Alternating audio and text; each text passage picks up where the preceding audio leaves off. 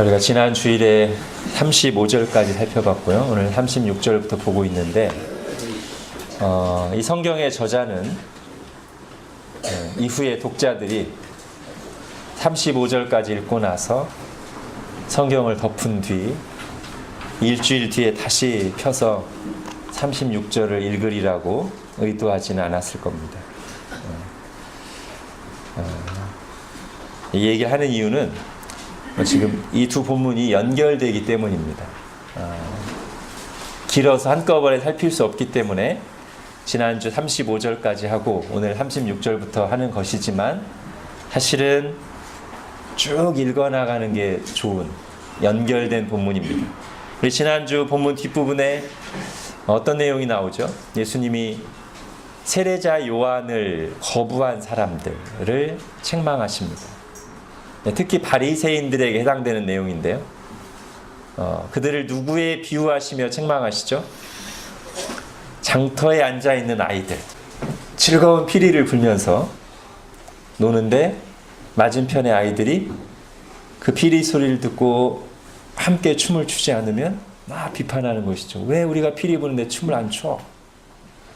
그 다음에는 뭐 장례식 놀이든지 어떤 슬픔을 표현하는 놀이를 막 하면서 곡을 하는데 우는데 또 맞은편 아이들이 같이 가슴을 치며 울지 않으면 왜 우리가 울고 있는데 너희는 안 울어?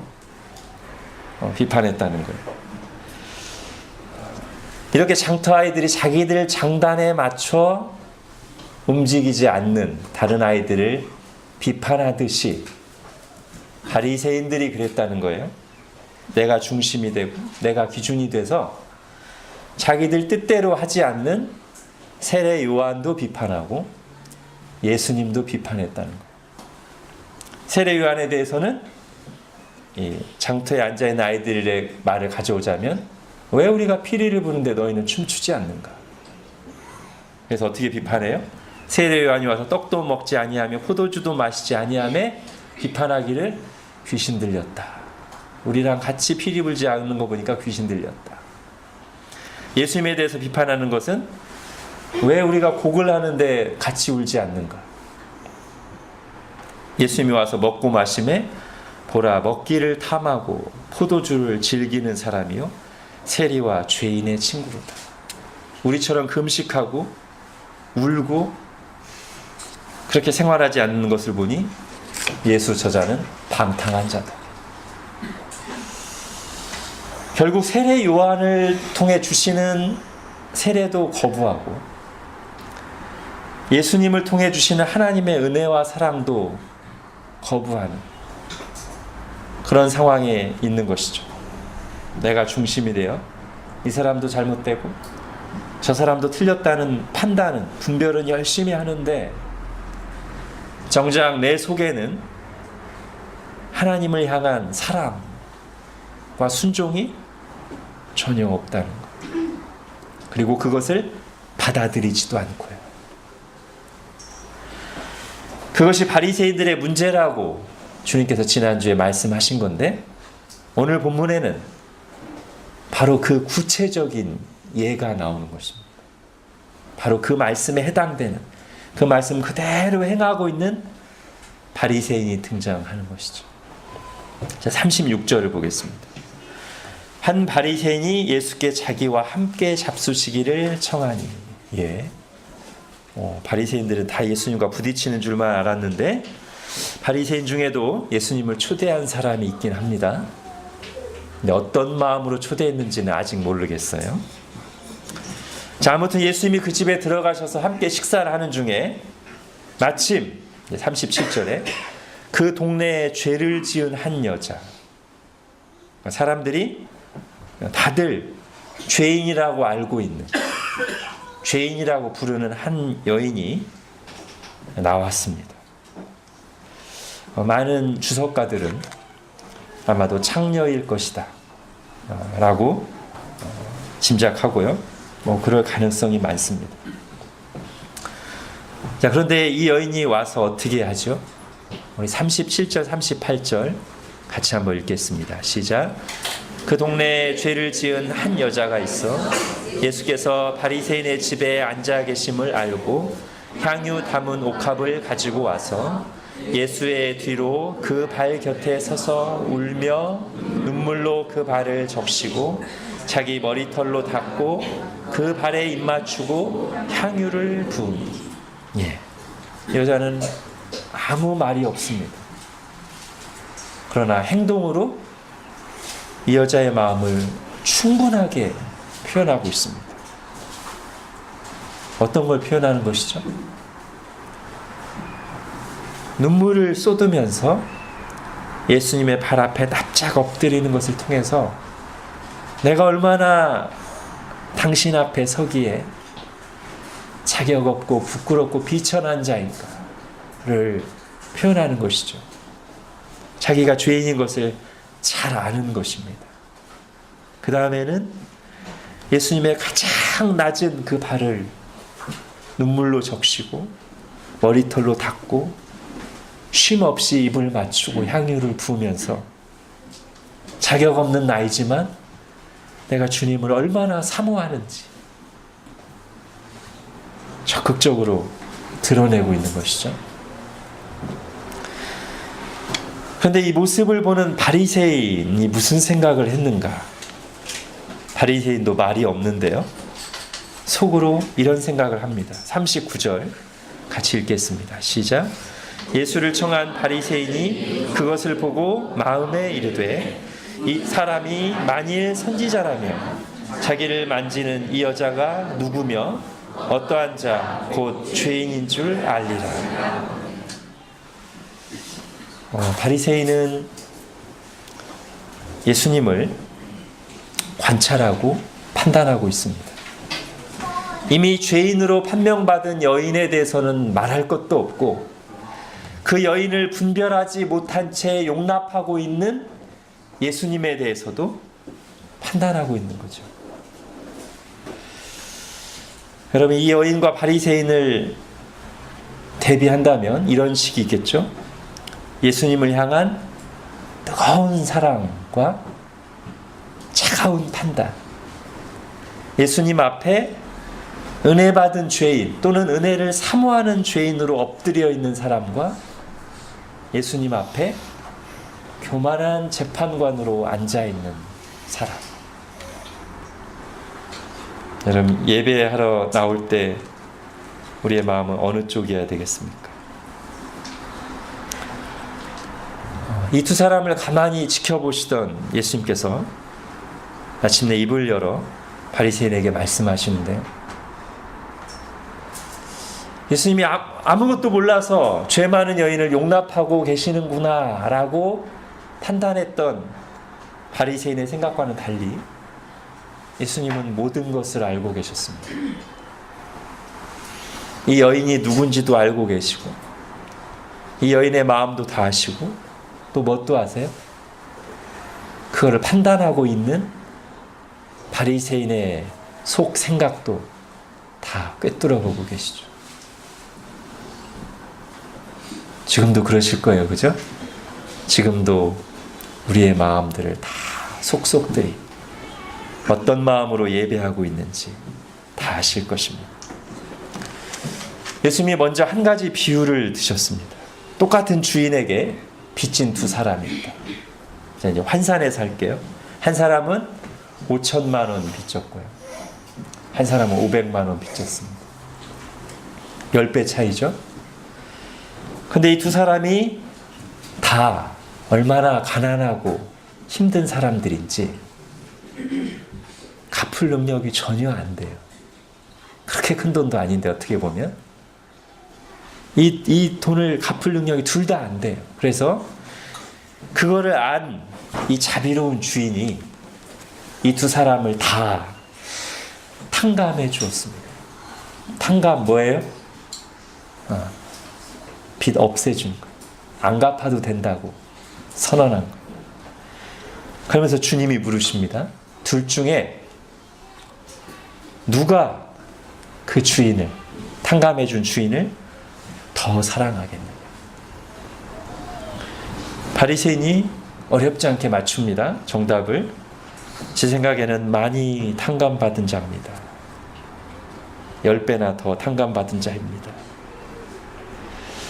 예수님이 맞다고 하시죠. 바리새인들은 여기까지는 잘 맞춥니다. 객관적인 옳고 그름은 잘 분별합니다. 바리새인들의 문제는 그것을 자신에게 적용하는데 실패하는 것입니다. 여러분, 옳고 그름을 분별하는 것은 옳은 겁니다. 필요합니다. 지식과 분별은 바른 신앙생활에서 꼭 필요해요. 소홀하면 안 됩니다. 근데 더 중요한 것은 뭐냐면 그것을 나에게 적용하는 겁니다. 하나님이 이런저런 분이라는 지식, 전능하시고 자비하시고 신실하신 분이라는 지식을 나에게 적용해서 그 하나님이 나의 하나님이니까 내가 그분께 나아가 기도하고 그분을 높이며 찬양하고 매 순간순간 그분을 믿고 의지하는 것이죠.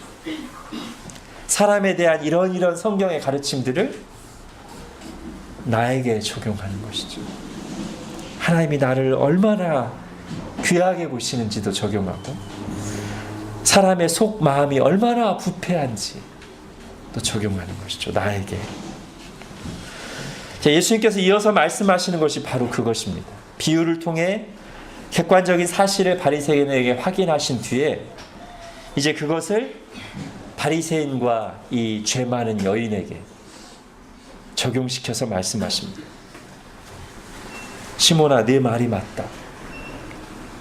그렇다면 지금 너와 이 여인을 보거라. 너는 손님이 집에 들어오면 당연히 주어야 할 발 씻을 물도 안 주었는데, 이거는 중동 지역의 하나의 문화죠. 먼지가 많고 샌들을 신고 다니는 그 당시 문화 속에서 밖에 나갔다 오면 발을 씻는 것이 기본이고 손님이 왔을 때는 발 씻을 물을 내주는 것이 기본인데 그렇게 하지 않았다는 거예요. 너는 그런 기본적인 예의조차 나에게 갖추지 않았지만 이 여인은 눈물로 내 발을 적시고 머리털로 닦고 있다. 너는 손님을 맞아들이고 환영하는 표시로 입 맞추는 일도 하지 않았지만 이것도 역시 당시 유대인들의 정중한 인사법이죠. 그러나 너는 그렇게 하지 않았지만 이 여인은 내가 들어올 때부터 내 발에 입 맞추기를 멈추지 않고 있다. 너는 내 머리에 감람유를 붓는 정도의 호의도 베풀지 않았지만 이 여인은 그보다 훨씬 귀한 향유를, 어쩌면 전 재산일 수도 있는 그 향유를 내 발에다가 붓고 있다. 방금 말했던 탕감받은 주 사람의 비유를 너와 이 여인에게 적용해 보거라.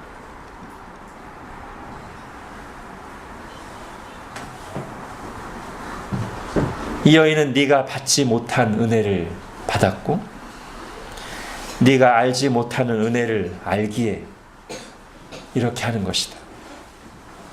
자기가 얼마나 비천한 죄인인 줄 알고 그 많은 죄를 용서받은 은혜가 얼마나 크고 귀한 줄 알아서 이렇게 절절하게 자기 사랑을 표현하고 있는 것이다. 여러분, 예수님이 바리새인에게 깨우치시려고 한 핵심을 요약해서 표현하면 오늘 설교 제목입니다.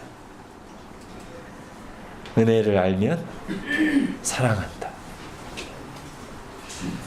왜 은혜를 알면 사랑하게 됩니까? 두 가지로 살펴볼 수 있는데, 첫 번째는 우선 오늘 본문에 그 이유가 나오죠. 예수님의 비유 속에 탕감을 받았기 때문에. 어떤 상태에서 탕감을 받았어요? 그 빚을 내가 갚을 수 없는 상태에서. 여러분, 빚이 있는데 갚을 수 없는 상태가 되면 어떻게 되죠? 거기에 짓눌리잖아요. 그리고 이 빚이 상징하는 것은 뭡니까? 죄죠. 빚을 탕감해 주는 것이 죄를 용서해 주시는 것의 상징이지 않습니까? 죄짐에 눌려있는 상황, 그리고 그 죄짐에서 도저히 벗어날 수 없는데, 용서받을 수 없는 죄인인데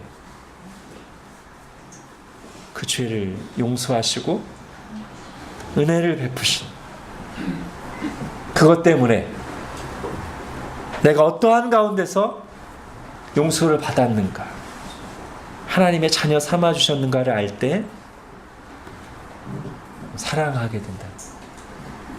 내게 그 은혜를 베푸신 분을 그냥 밍숭맹숭하게 대할 수 없다는, 너무 감사한다는, 사모하게 된다는 것.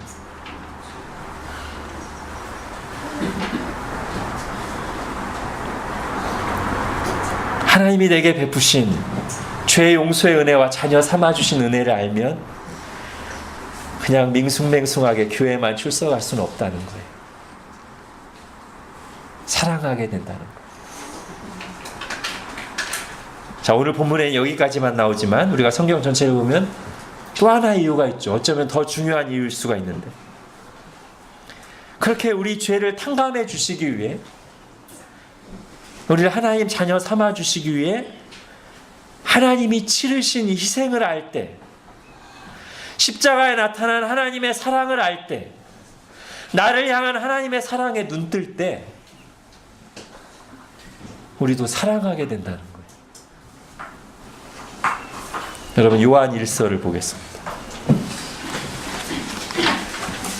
사랑은 여기 있으니 우리가 하나님을 사랑한 것이 아니. 우리가 하나님을 사랑하지 않았고 사실은 하나님을 원수처럼 대했죠. 그런데 하나님이 그런 우리를 사랑하사 우리 죄를 용서하시기 위하여 화목제물로 그 아들을 보내셨습니다. 당신의 독생자를 제물로 십자가에 내어주셨습니다. 그래서요, 19절에 우리가 사랑함은, 우리가 하나님을 사랑함은 그가 먼저 우리를 사랑하셨습니다. 이 하나님의 사랑을 알 때 무슨 법과 규칙을 지키는 것처럼, 아니면 어떤 사상이나 신념을 따르는 것처럼 그렇게 건조하게 신앙생활 하는 것이 아니라, 나를 위해 독생자를 내어주신 하나님을, 나를 사랑하사 십자가에 못 박혀 죽으신 예수님을 사랑하게 된다는 것입니다. 그래서 은혜를 알면 사랑한다고 말하는 것이죠. 여러분, 신앙 고백과 사랑 고백은 동전의 양면처럼 연결되어 있습니다. 예수님을 믿는다는 것과 예수님을 사랑한다는 것은 사실상 같은 말입니다. 구원받은 사람은 어떤 사람이냐면 한마디로 예수님을 사랑하는 사람입니다. 그럼 베드로전서 1장을 보겠습니다. 예수를 너희가 보지 못하였으나 사랑하는도다. 이제도 보지 못하나 믿고 말할 수 없는 영광스러운 즐거움으로 기뻐하니 믿음의 결국 곧 영혼의 구원을 받음이라. 왜 예수님을 사랑해요? 구원받았기 때문에. 구원받은 사람 어떤 사람이에요? 예수님을 사랑하는 사람입니다.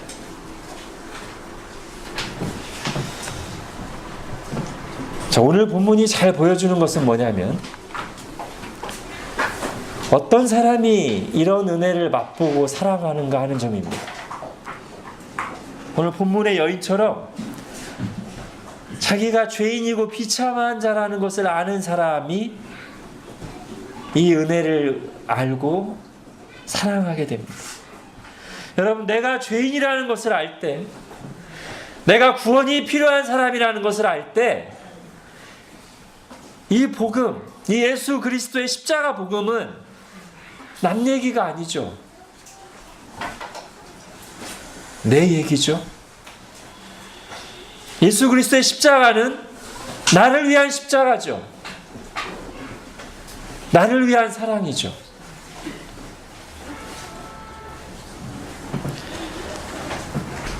그래서 십자가 사랑에 감격하고 죄인인 나에게 그 은혜를 베푸신 예수님을, 하나님을 사랑한다고 고백하게 됩니다. 여러분, 바리새인의 비극이 뭐죠? 이것을 잃어버린 거예요. 내가 죄인이라는 의식을 잃어버린 게 바리새인의 비극이에요. 그래서 죄인을 향한 하나님의 은혜와 사랑이 더 이상 나를 향한 사랑으로 와닿지 않는 거예요. 죄인들을 향해 주시는 말씀이, 그것이 책망의 말씀이든 용서의 말씀이든 간에 더 이상 내게 주시는 말씀으로는 들리지 않는 거예요. 그게 바리새인의 비극이에요. 여러분, 내가 죄인이라는 생각, 이거는 처음 예수님 믿을 때만 필요한 게 아니고 항상 평생 우리에게 있어야 될 생각이죠. 이걸 상실하면 바리새인 되는 거예요. 이제는 나는 죄인 졸업했다는 생각. 그러니 이제 이 말씀은 저 세리나 창녀한테나 해당된다는 생각, 저 못된 짓 하는 사람, 저 교회 열심히 안 다니는 저 인간에게만 해당된다는 생각, 이 말씀은 저 인간이 들어야 된다는 생각. 여러분, 가끔 TV에서 듣는 말 중에 유체이탈 화법이라는 게 있죠. 무슨 뜻이죠?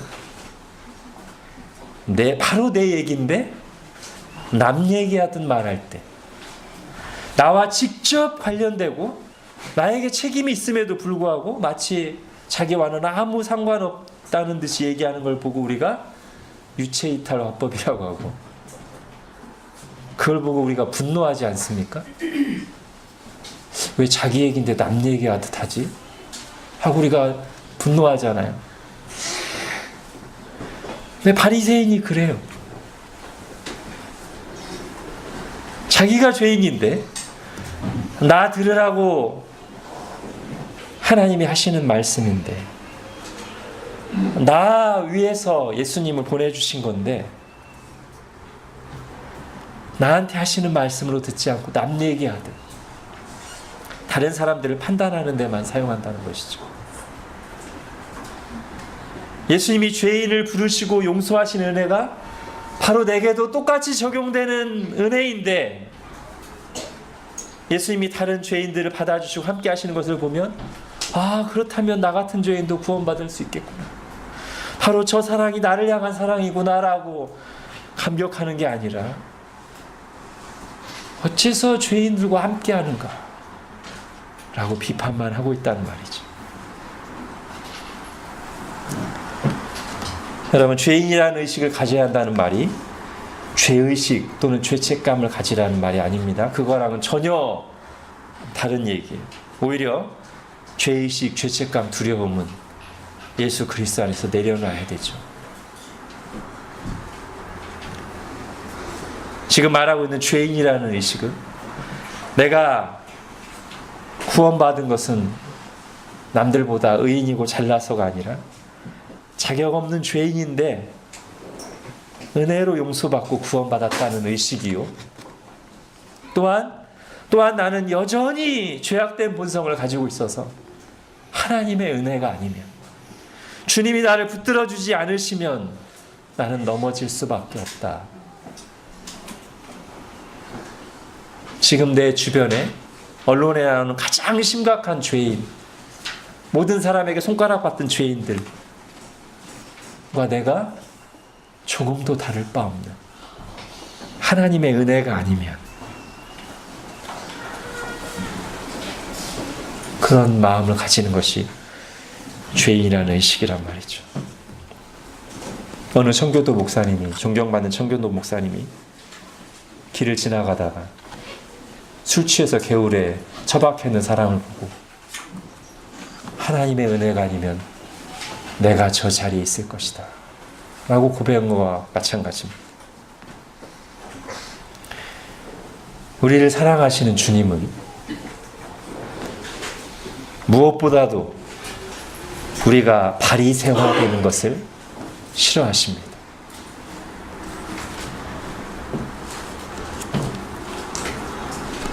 부활하신 주님께서 바리새화의 징후가 있는 에베소 교회에게 엄중한 경고의 말씀을 주셨습니다. 계시록 2장 보겠습니다.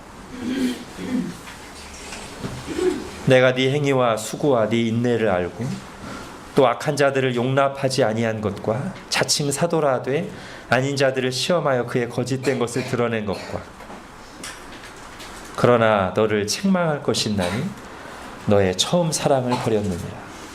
그러므로 어디서 떨어졌는지를 생각하고 회개하여 처음 행위를 가지라.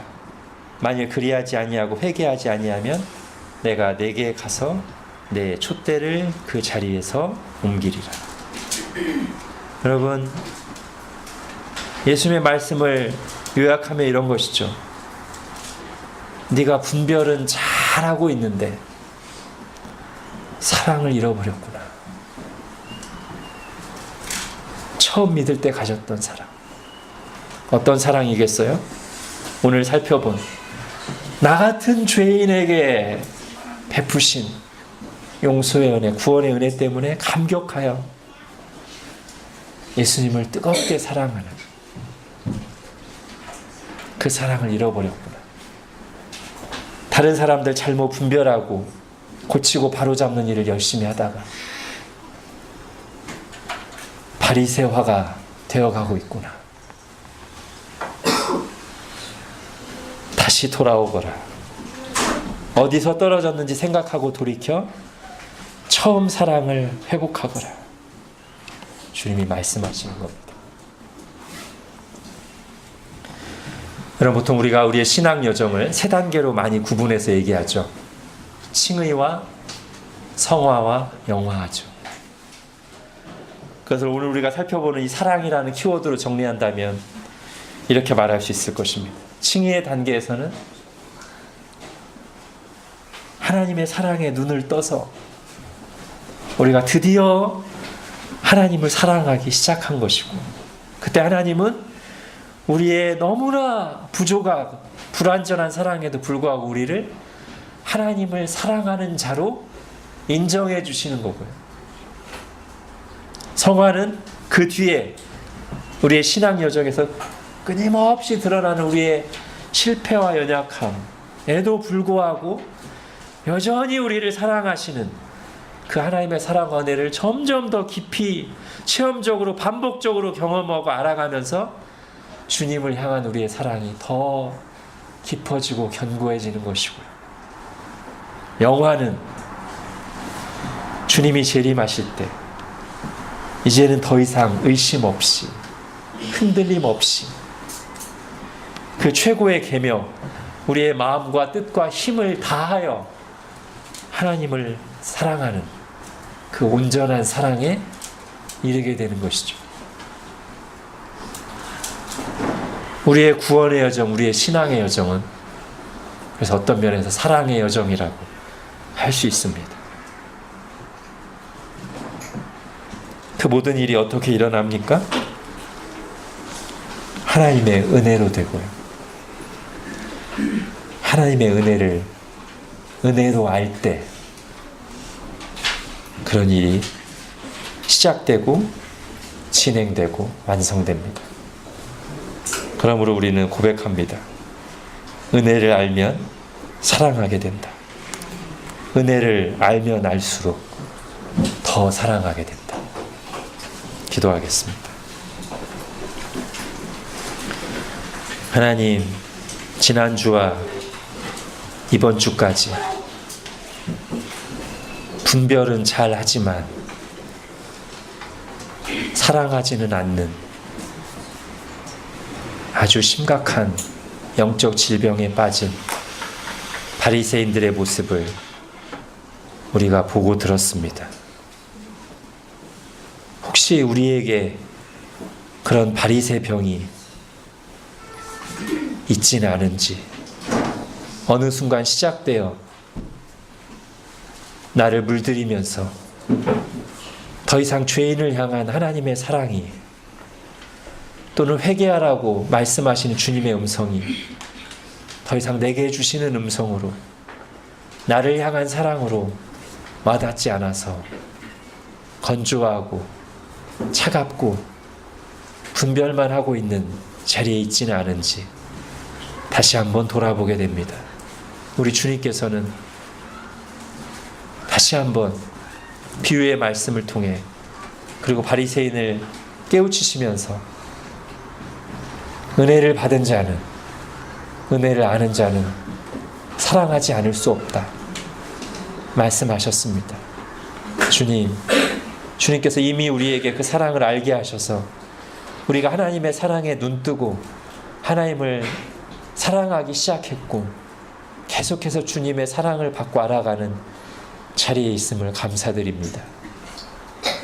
내가 바로 죄인이라는, 주님의 은혜가 없이는 여전히 한순간도 살 수 없는 죄인이라는 사실을 놓치지 않게 하여 주시고, 그리하여 그런 죄인을 향한 주님의 십자가 사랑이 바로 나를 향한 사랑임을 갈수록 더 깊이 반복해서 깨닫고 맛보아서 은혜를 알면 사랑한다는 주님의 이 말씀이 우리에게 체험적으로 적용되고 확인되고 더 깊어지고 풍성해지는 저희들 되게 하여 주옵소서. 그리고 주님을 향한 그 사랑이 우리의 지체들, 우리의 가족들, 우리가 매일 일상에서 만나는 사람들에게 나타날 수 있도록 은혜를 베풀어 주옵소서. 예수님의 이름으로 기도합니다. 아멘.